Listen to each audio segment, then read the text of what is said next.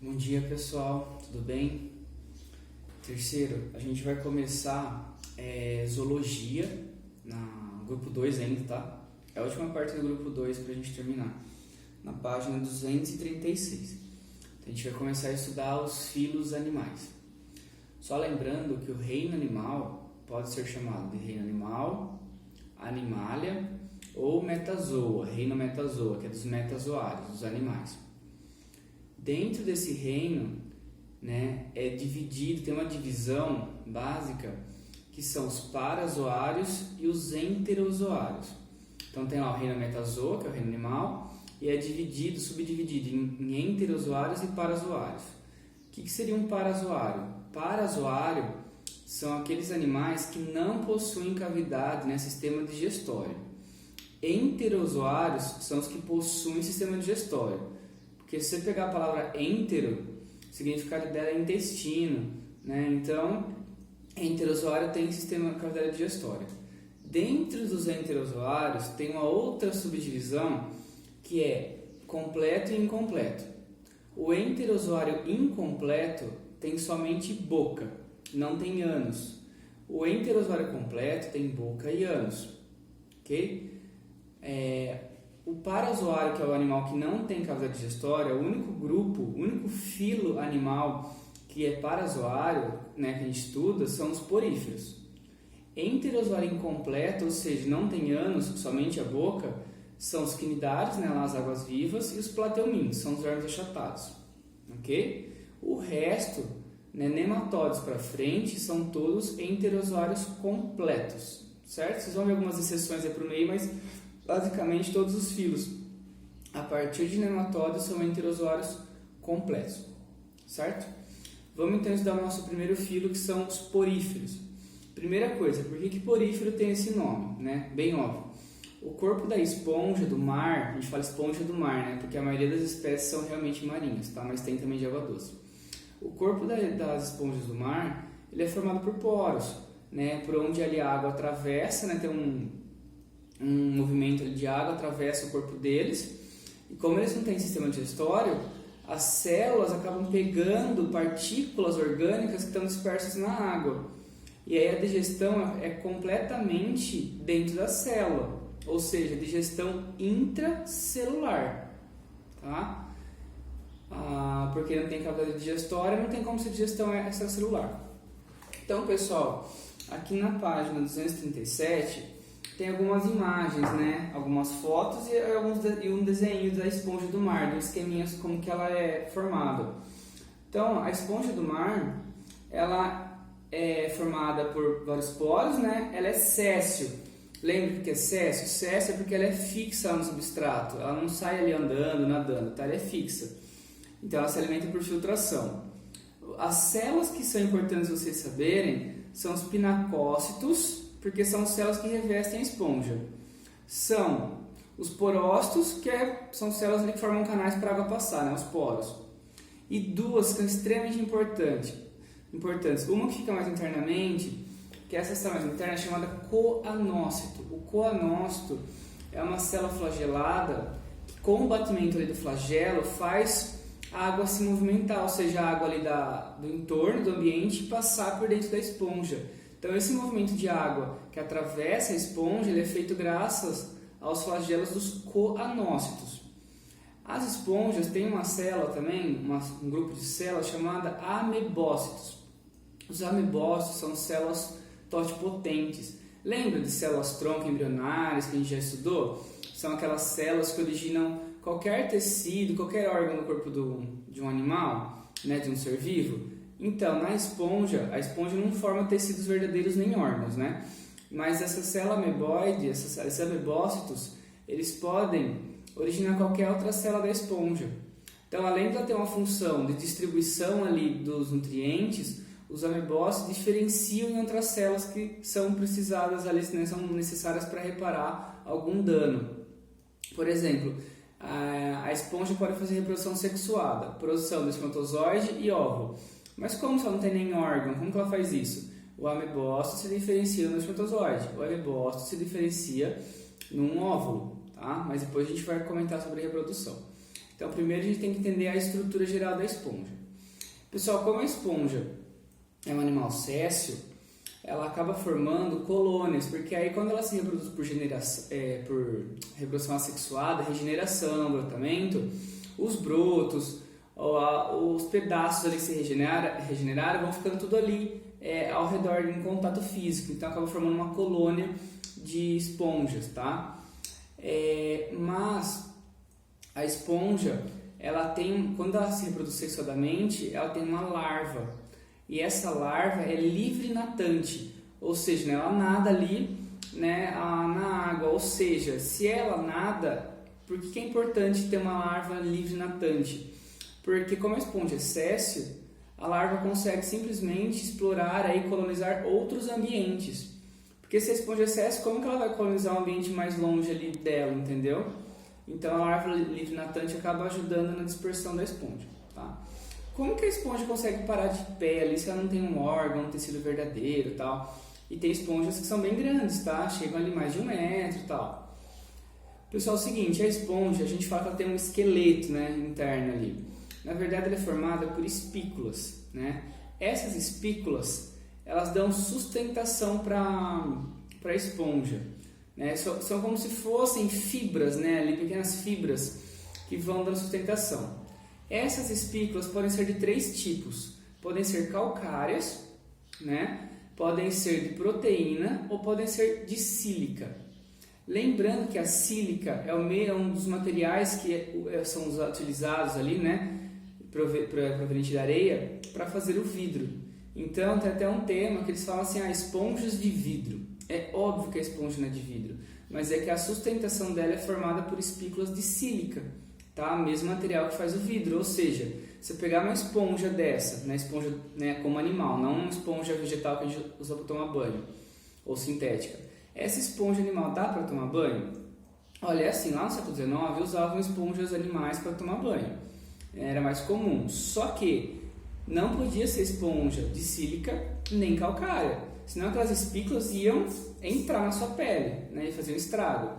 As esponjas que eles conseguiam usar para tomar banho eram as esponjas formadas por espongina, né, que é uma proteína, né, de sustentação, que ela era mais macia, aí dava assim para tomar banho.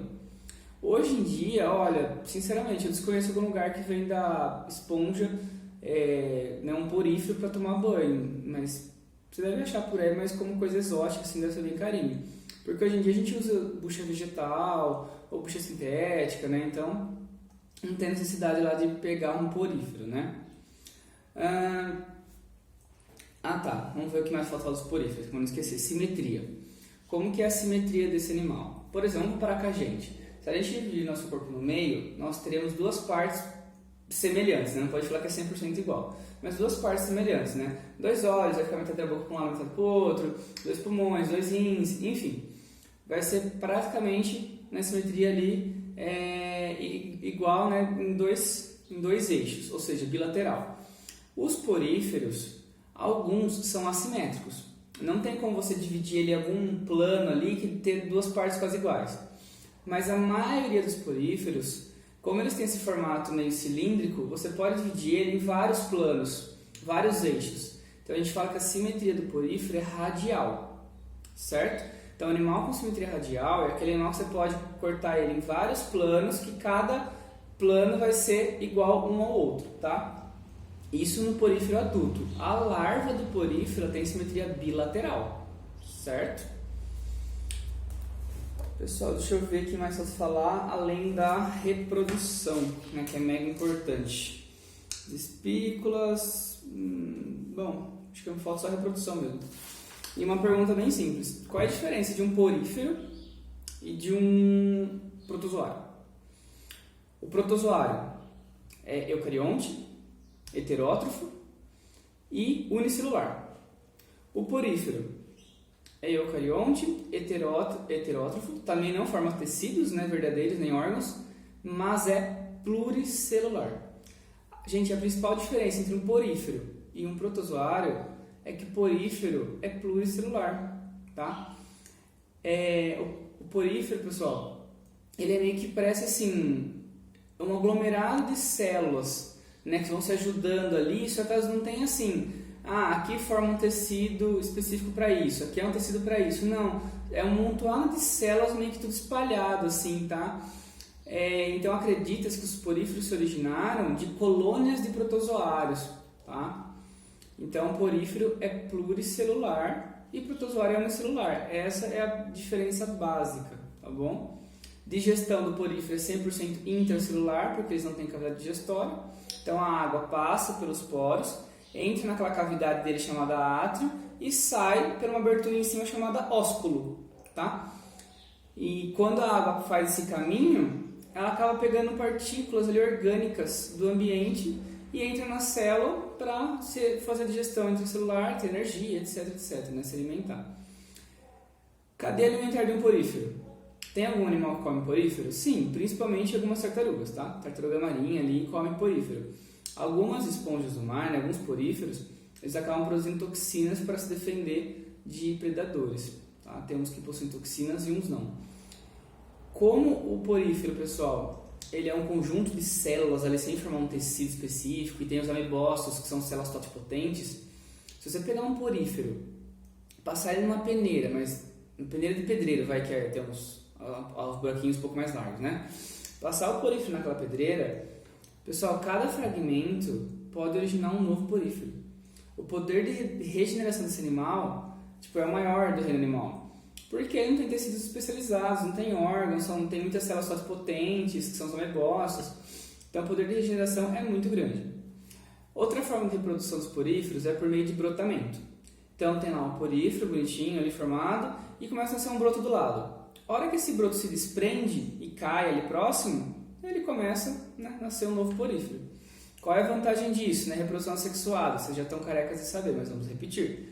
A vantagem da reprodução assexuada é que aumenta a população rapidamente, um indivíduo sozinho consegue se reproduzir, né? Porém, acaba gerando clones, né? Indivíduos geneticamente idênticos. Se a genética de um porífero que originou todos os outros ao redor dele for suscetível a ter algum problema, né? Alguma coisa genética ali, todos vão ter também aquilo, né? Então não tem essa variabilidade. Pessoal, a reprodução sexual de porífero é bem interessante, porque assim, existe porífero macho, existe porífero fêmea. Um produz o espermatozoide e o outro produz o óvulo. O espermatozoide, por sinais químicos, vai nadando lá até o óvulo ali dentro ali da esponja fêmea. Acontece a fecundação, e da fecundação tem lá os estágios iniciais da embriologia, né? E depois já forma a larva, que é a larva anfiblástula, né? E essa larva é livre natante, né? Faz parte aí do zooplâncton e tal, é levado pela correnteza também. E depois de um tempo ela afunda no substrato e dá origem a uma nova esponja, né? Um novo porífero. Mas tem porífero que é hermafrodita, certo? Ele produz óvulo e espermatozoide. E ainda por cima, tem porífero que numa fase pode produzir espermatozoide e na outra fase da vida dele pode produzir óvulo, o mesmo porífero, tá? Ou seja, ele troca de sexo de uma maneira bem simples, tá? E troca de sexo de uma maneira verdadeira, porque ele até produz gameta do sexo oposto do que ele estava produzindo. Ou seja, porífero se reproduz tudo que é jeito. O problema aí, né? Então o porífero não vai morrer nunca. Só se de repente o oceano começar, ter uma poluição muito grande, um aquecimento muito grande, aí pode sim acabar com os poríferos. Mas por causa de falta de reprodução é meio complicado, meio difícil. Pessoal, bem simples então, porífero é só isso, tá? Vocês têm que lembrar então os termos parazoário e interozoário, tem que saber os tipos e estruturas dos poríferos, né? São as espículas, quais são os 3 tipos de espículas. Vocês têm que saber o nome de pelo menos 2 células, que são os coanócitos e os amebócitos. Lembrar os tipos de reprodução, tá bom? Então assim, é bem simples, tá? Que assim, tem um pouquinho de nome aí, mas é uma coisa bem simples. Lembra da simetria, né? Se ele é radial, bilateral, assimétrico, tá? Vocês vão entender depois que a simetria é importante saber, porque tem a ver com a locomoção do animal, tá bom? Pessoal, então é isso, tá? Já comentei tudo. Aqui na página 293 tem aqui os tipos de esponja, se ela é um ascon, um síncon ou um leucon. Isso aqui é mais assim a título de curiosidade, tá? Se quiser dar uma olhadinha na foto aí, no esqueminha em verde, no quadrinho verde da página 239, só para vocês terem uma noção que é uma esponja asconoide, sinconoide e leuconoide, só para ter uma ideia, tá? A leuconoide é mais complexa, tá? Mas eu acredito que o vestibular não vai pedir uma coisa dessas, né? Mas vai aqui, né? Tá bom? Então, pessoal, é isso. Bons estudos. Até mais.